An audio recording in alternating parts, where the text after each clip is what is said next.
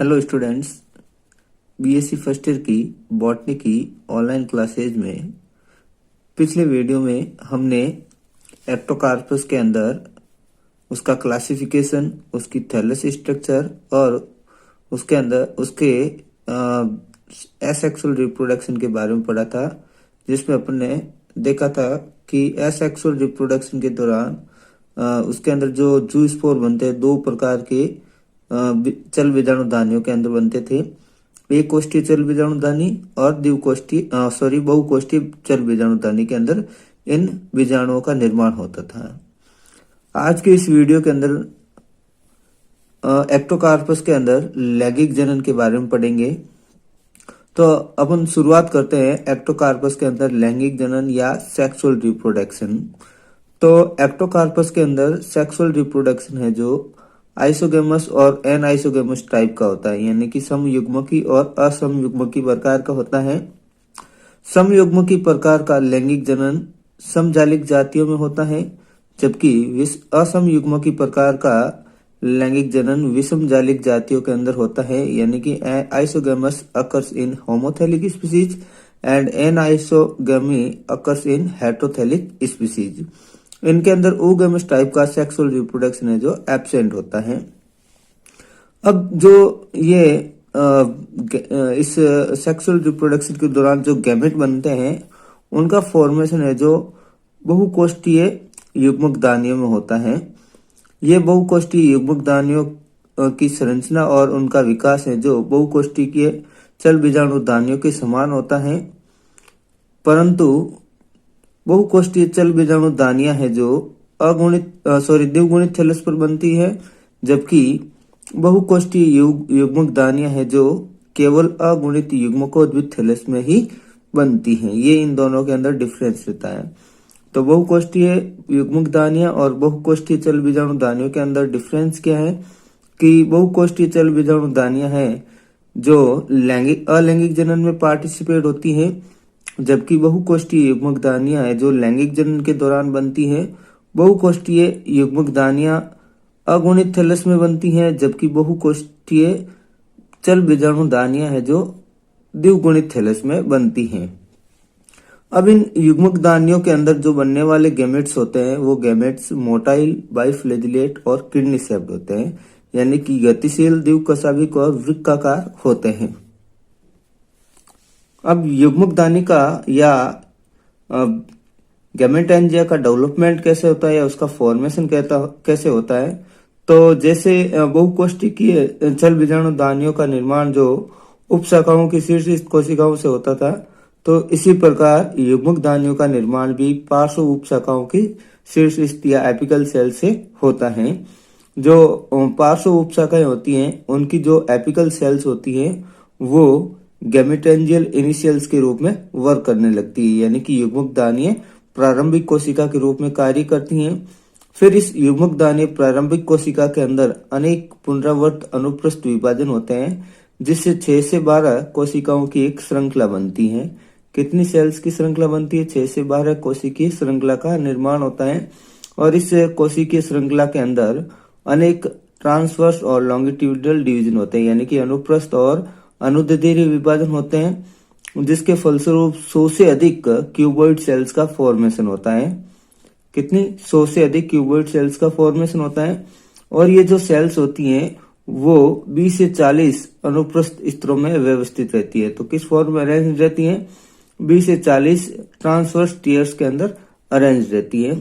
अब जो सेल्स होती हैं, इन सेल्स का एक केंद्र के जीवद्रव्यक कायांतरित होकर किसका फॉर्मेशन करता है? द्विकशाभिक युग्मक का फॉर्मेशन करता है। अब जब गैमेट बन जाते हैं तो गैमेट का विमोचन या गैमेट का डिस्चार्ज कैसे होता है? तो युग्मक दानी के शीर्ष या पार्श्व भित्ति पर एक छिद्र का निर्माण होता है और इस छिद्र के द्वारा जो युग्मक है जो युग्मक दानी से बाहर रिलीज हो जाते हैं। फिजियोलॉजिकली एन आइसोगेमस स्पीसीज के अंदर, यानी कि शरीर क्रियात्मक असमयुग्मक जातियों के अंदर, जैसे एग्जाम्पल है एक्टोकार्पस सिलिक्यूलोसस, इसमें जो युग्मक दानियां दो भिन्न प्रभेदों के तंतुओं में विकसित होती हैं, यानी कि अलग अलग प्रभेद के फिलामेंट्स के ऊपर दो अलग अलग युग्मकदानी या गैमेटेंजिया डेवलप होती हैं। दोनों प्रभेदों में विकसित युग्मक यानी कि दोनों प्रभेदों के ऊपर जो युग्मकदानियां प्रेजेंट होती हैं या बनती हैं, उसके अंदर बनने वाले जो गैमेट्स होते हैं वो मॉर्फोलॉजिकली तो सिमिलर होते हैं, यानी कि आकारिकी रूप से तो समान होते हैं, लेकिन फिजियोलॉजिकली है जो एक दूसरे से डिफरेंस रहते हैं। एक स्ट्रेन या प्रभेद में विकसित जो गैमेट होते हैं वो एक्टिव होते हैं, जिन्हें अपन मेल गैमेट कहते हैं, जबकि दूसरे प्रभेद में या दूसरे स्ट्रेन में बनने वाले जो गैमेट होते हैं वो निष्क्रिय होते हैं या पैसिव होते हैं, जिनको अपन फीमेल गैमेट कहते हैं। गैमेट बनने के बाद में गैमेट्स के अंदर फर्टिलाइजेशन होता है। तो इनके अंदर फर्टिलाइजेशन की प्रोसेस कैसे होती है? तो जो आइसोगैमस स्पीसीज होती हैं यानी कि समयुग्मक की जातियां होती हैं, उसके अंदर जो बनने वाले गैमेट्स होते हैं वो मॉर्फोलॉजिकली और फिजियोलॉजिकली जो सिमिलर होते हैं।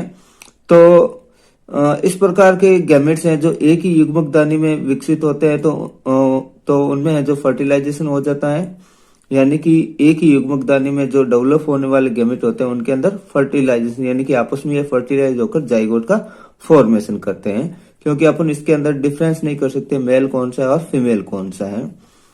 फिजियोलॉजिकली एन आइसोगैमस स्पीसीज में दो भिन्न प्रभेदों के तंतुओं में विकसित युग्मक हैं जो संलीन होते हैं, क्योंकि इसके अंदर जो युग्मकदानी होती हैं वो अलग अलग प्रभेदों के तंतुओं पर विकसित होती है। तो अलग अलग प्रभेदों के में विकसित जो गैमेट होते हैं वो आपस में फ्यूज्ड होकर जाइगोट का फॉर्मेशन करते हैं।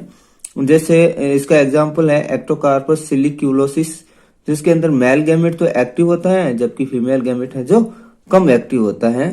तो फीमेल गैमेट के चारों तरफ है जो मेल गैमेट आ जाते हैं और फीमेल गैमेट्स को चारों तरफ से घेर लेते हैं। अब जो ये मेल गैमेट होते हैं उनकी जो अग्र कशाभिका होती है, जो लंबी फ्लेजिला होती है, वो फीमेल गैमेट से जुड़ी रहती है। फिर किसी एक मेल गैमेट के फ्लेजिला के अंदर कॉन्स्ट्रक्शन होता है या संकुचन होता है, तो वो फीमेल गैमेट के साथ जुड़कर जाइगोट का फॉर्मेशन करता है। तो इस तरह की जो संरचना बनती है जिसको अपन पूंजी भवन या क्लम्प फॉर्मेशन कहते हैं। तो इसको थोड़ा ध्यान रख लेना कि पूंजी भवन के बारे में 1 नंबर का सवाल पूछा जाता है कि क्लम्प फॉर्मेशन क्या होता है या पूंजी भवन क्या होता है। तो आपको बताना है कि फिजियोलॉजिकली एन आइसोगैमस स्पीसीज होती हैं जो एक्टोकार्पस में होती हैं, उसके अंदर जो अलग अलग प्रभेद में विकसित होने वाले युग्मक है जो फर्टिलाइज होते हैं। तो जो एक्टिव गैमेट होता है वो उसको मेल गैमेट कहते हैं, जो पैसिव या लेस एक्टिव गैमेट होता है उसको फीमेल गैमेट कहते हैं। तो इस फीमेल गैमेट के चारों तरफ है जो मेल गैमेट है जो फीमेल गैमेट को चारों ओर से घेर लेते हैं, और इनका जो एक फ्लेजिला होता है वो फीमेल गैमेट से अटैच रहता है। तो इस प्रकार बना जो पुंज है वो पुंजी भवन या क्लम्प फॉर्मेशन कहलाता है। फिर इस डायग्राम में जो दो मेल और फीमेल गैमेट का आपस में फ्यूजन होता है, तो मेल और फीमेल गैमेट के न्यूक्लियस एक दूसरे के पास में आते हैं। फिर इनके अंदर ये तो प्लाज्मोगेमी हो गया, फिर कैरियोगेमी होता है, यानी कि दो न्यूक्लियस का फ्यूजन होता है। न्यूक्लियस के फ्यूजन के बाद में जाइगोट का फॉर्मेशन होता है।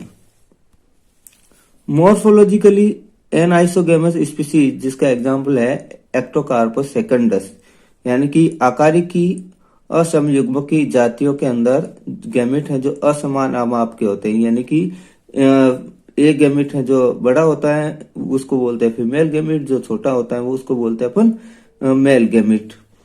तो ये जो असमान आमाप के जो गैमेट होते हैं वो दो भिन्न प्रकार की गैमेटेंजिया या युग्मकदानियों के अंदर विकसित होते हैं। छोटे आमाप के गैमेट हैं जो माइक्रोगैमेटेंजिया या लघु युग्मक बीजाणुदानियों के अंदर बनते हैं, जबकि बड़े गैमेट हैं, बड़े आमाप के जो गैमेट होते हैं वो गुरु युग्मक बीजाणुदानियों के अंदर बनते हैं।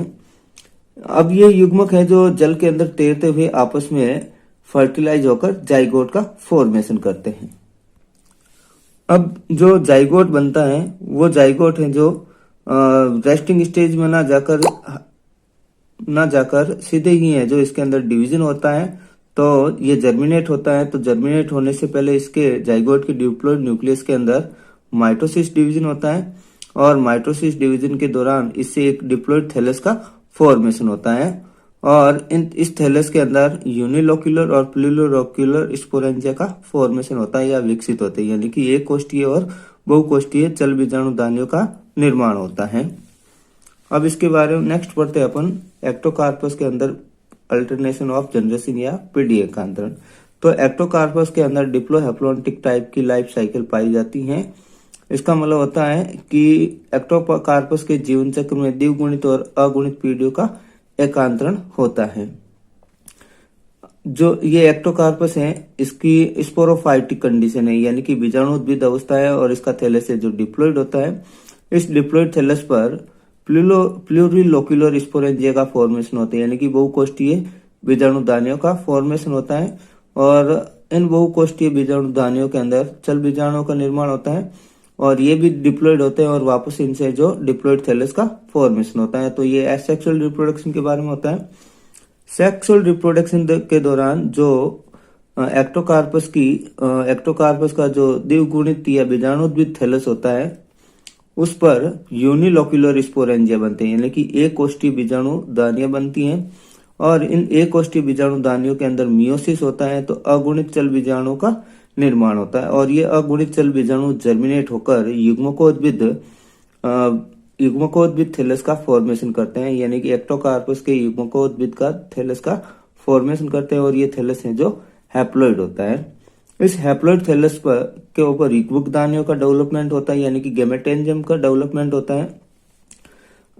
अलग अलग प्रभेद पर अलग अलग गैमेटेंजिया का डेवलपमेंट होता है। इन गैमेटेंजिया के अंदर में एक मेल प्लस पॉजिटिव गैमेट और एक नेगेटिव गैमेट, यानी कि दोनों गैमेट सिमिलर होते हैं, तो इनको एक प्लस और एक माइनस से दर्शाया जाता है। फिर इन दोनों गैमेट्स के अंदर फ्यूजन होता है, तो जाइगोट का फॉर्मेशन होता है जो डिप्लॉइड कंडीशन को शो करता है, और जाइगोट जर्मिनेट होकर वापस डिप्लॉइड थैलस का फॉर्मेशन करता है। तो इस प्रकार एक्टोकार्पस के लाइफ साइकिल के अंदर डिप्लॉन्टिक फेज भी होती है और हैप्लॉन्टिक फेज भी पाई जाती है। जो एक्टोकार्पस की सिलिक्यूलोसिस स्पीसीज होती है उसके जीवन चक्र में दो समान सुकाइयों का, यानी कि दो थैलसों का अल्टरनेशन ऑफ जनरेशन होता है, इसलिए इसे समाकृतिक पीढ़ी एकांतरण कहा जाता है, यानी कि आइसोमॉर्फिक अल्टरनेशन ऑफ जनरेशन किसमें पाया जाता है, तो एक्टोकार्पस के अंदर होता है।